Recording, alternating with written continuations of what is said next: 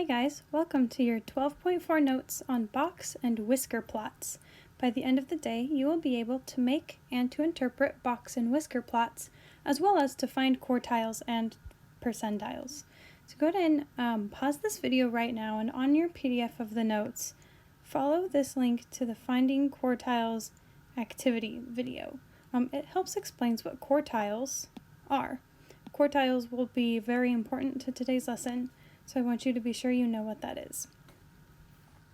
Now that you're done, our key idea of the day today is that separating data into subsets, into smaller sets, is a useful way to summarize and to compare data sets. In fact, we as teachers use box and whisker plots a lot to compare either different classes to each other, like first period to second period, or to compare, Algebra 1 from this year to Algebra 1 of last year. So that's fun. Okay, our first idea of the day is a quartile.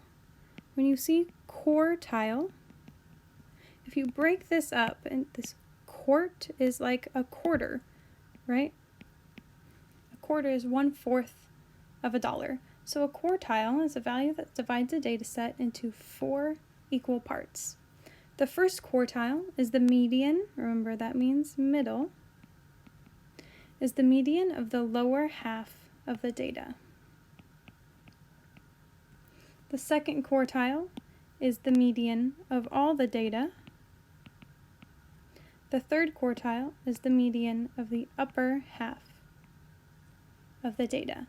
So basically, if we have a data set and we have 1/4 of them, your first quartile is there, your second quartile is the halfway point, and your third quartile is the top half, is halfway of the top half. So quarters, right?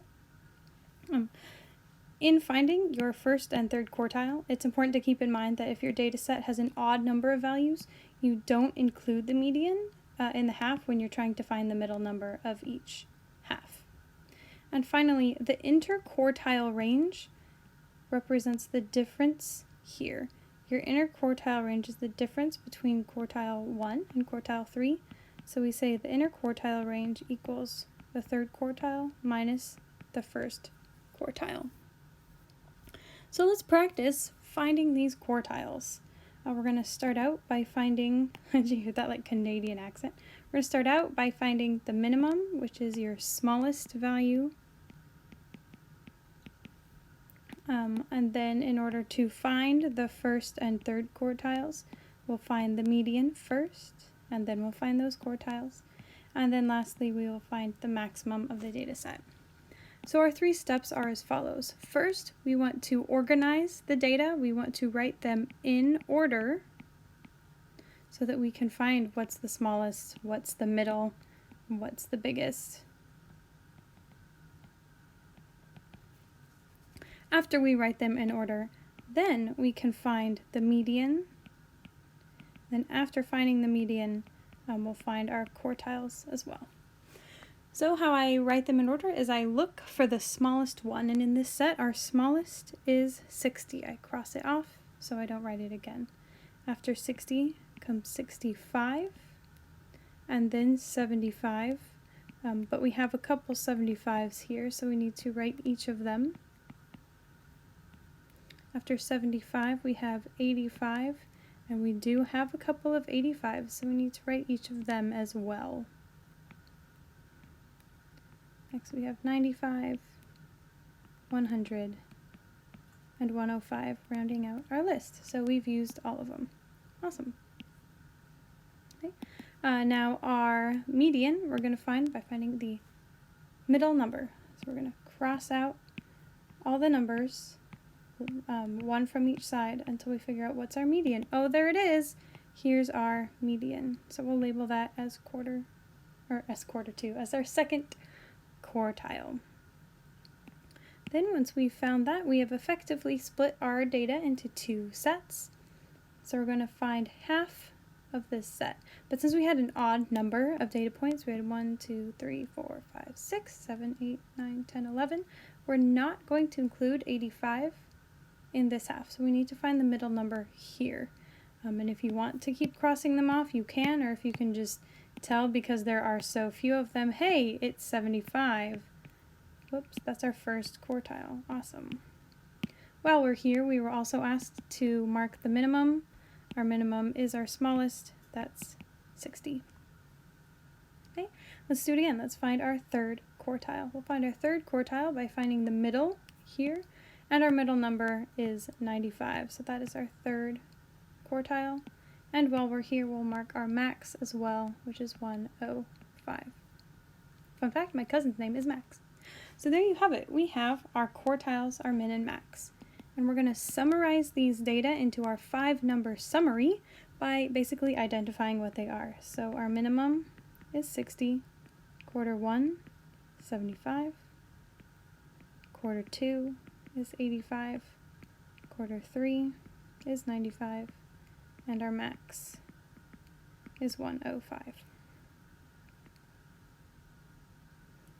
We're going to want this because it will help us make our box plot in our next example. So yay, this helped us get a better picture of what we have, but we're still looking at a bunch of numbers, so we're going to look at a new way to represent our data. This way, this new graph, we call a box and whisker plot. We learned about a graph yesterday that helped us organize our data, and that showed the distribution of our data. This graph that showed the distribution looked like this and had some bars, kind of like that. Do you remember what that was called?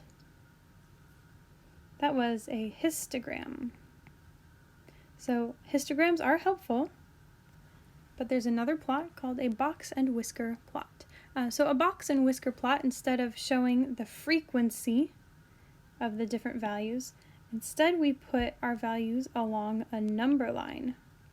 So this graph summarizes our data by displaying it along a number line.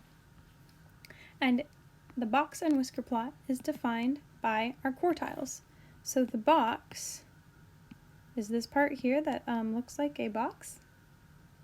Okay, that'll be bound by our quarter 1 is the low point. Our first quartile is the low point, and our third quartile is the high end of the box. Right in the middle of that box, we've got our median. And then way at the end, down here to the left, this is our minimum value. And way up here to the right is our maximum value.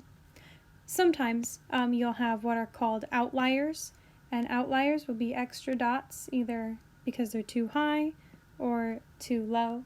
We won't have any in this class, but if you ever see ones that look like that, just know that they are outliers. So we don't need to really consider them because they're extra. Now, we can read a box and whisker plot by knowing what quartiles mean. So remember that the quartile is the first fourth of the data, which means that this whisker right here, this is a whisker. This kind of like stretchy guy out here, this line, that's our whisker. The whisker represents 25% of the data.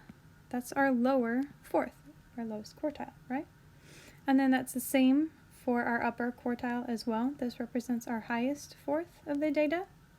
And then inside, we've got 25, inside our box, we've got 25% of our data, 25% of the data, which means the box represents the middle half of our data.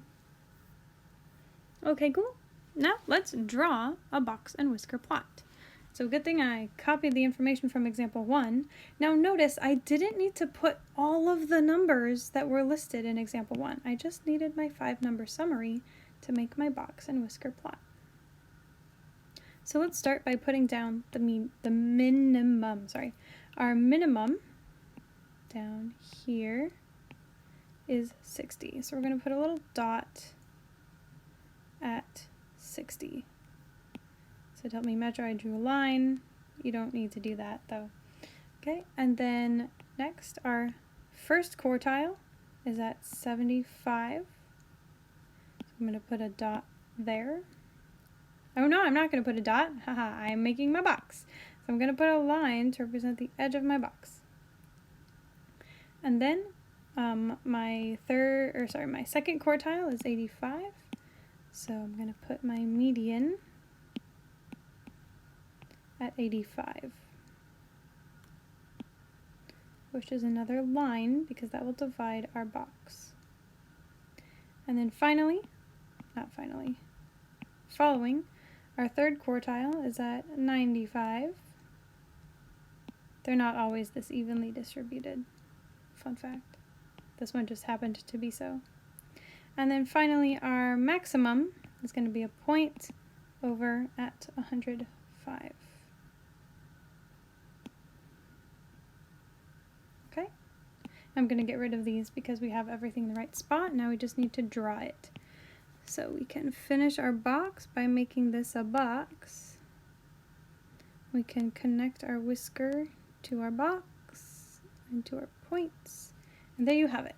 Sometimes you'll see a box and whisker plot that looks like this with the little like linies to end your whisker, and that's fine too. So again, our minimum is where the whisker ends. Our first quartile is where the box begins. The line inside the box is your median. The line out at the edge of the box is your third quartile, and your maximum is where your other whisker ends. So that's how to make a box and whisker plot. What if you have one? What information can you glean from there? So we're looking at two box and whisker plots that compare the average monthly rainfall of two cities in Miami and New Orleans. Just looking at these pictures, what can we tell?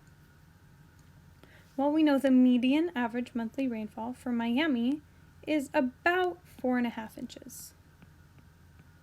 So you can expect their average to be close to 4.5 inches.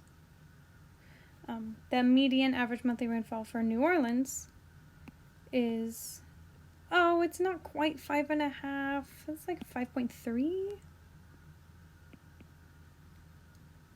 And then, who has a greater variation in monthly rainfall? Well, look at Miami's range, the distance from its max to its min. That's spread out. And also its box is way spread out too. So we would say that Miami has a greater variation in monthly rainfall. If you look at New Orleans' box, it's very compact. That means 50% of the data is between just under 5 to 6. So half the time, New Orleans gets between 5 and 6 inches of rain. That's not a huge variety. Whereas half the time, Miami gets between 2.5 and just over 7. That's a huge range. So Miami gets a wide variety. Okay, our final concept. We've been talking a lot about quartiles. Remember, a quartile separates the data into fourths, because you have 1/4. It's a quarter. So what if you separate data into 100 equal parts? Well, when we separate things into 100, we call that percent. So these are percentiles. Just like a centipede has 100 legs, and a centurion led 100 soldiers, and a century has 100 years, a percentile separates data sets into 100 equal parts. This is often used in test scores, but also with like growth rates for like if you want to see if your child is developing well compared to other kids their age. You rank them, you check their percentile rank. So we say that the percentile rank of a data value is the percentage of data values, percentage of data values that are less than that data value or equal to it. Man, if only there were a nice symbol that would just abbreviate that whole long phrase. Okay, so here we go. We're gonna do 3 quick examples before you head out. So we tested 500 9-month-old babies, and 375 weighed less than or equal to 20 pounds. What's the percentile rank of a 20-pound baby? So if I have a 20-pound baby, I know that 375 of 500 of them are going to be less than or equal to that weight. So I want to find out what percent is this. I want to say 375 is what percent of 500? That's my big question. So to answer that, I do 375 divided by 500, which is 0.75. And that in a percent, remember to take a decimal to a percent, you just move the decimal point over twice. You go 1, 2, boom. That is 75%. So if I have a 9-month-old baby who weighs 20 pounds, then he is bigger than 75% of all babies. He is in the 75th percentile. Yay! Okay, I guess I should have put that in one other step. So that is the 75th percentile.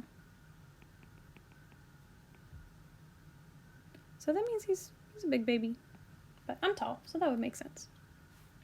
Okay. Now, of 25 test scores, there are 15 scores less than or equal to 85. What's the percentile rank of a test score of 85? So let's say you took your history test and you got an 85. That means you did better than 15 of your 25 classmates. So to find your percent, that's 15 over 25, which is 0.6. You can do this by reducing, which is what I did. I know they're both divisible by 5, so that gives me 3/5, which is 0.6, which is 60%. So you scored better than 60% of your classmates. Way to go. This puts you in the 60th percentile. Now we're going to bring this full circle, no pun intended. The percentile rank of each quartile. Well, remember when we're talking about our first quartile, we say it's our first quartile because it's 1/4, right? That's 25%. 25% of the data is less than or equal to our first quartile. So that gives us the 25th percentile. Now, our second quartile is our median, which means it's bigger. It's right in the middle. It's bigger than half the data. So 50% of the data is less than or equal to 1/4, our second quartile, which gives it 50th percentile and 50th percentile. And finally, our third quartile is named so because it's bigger than 3/4, which is 75% of the data. So that makes it the 75th percentile. So percentiles are out of 100, and then quartiles are out of 4. Yay! I hope you have a fantastic time on your homework with box and whisker plots.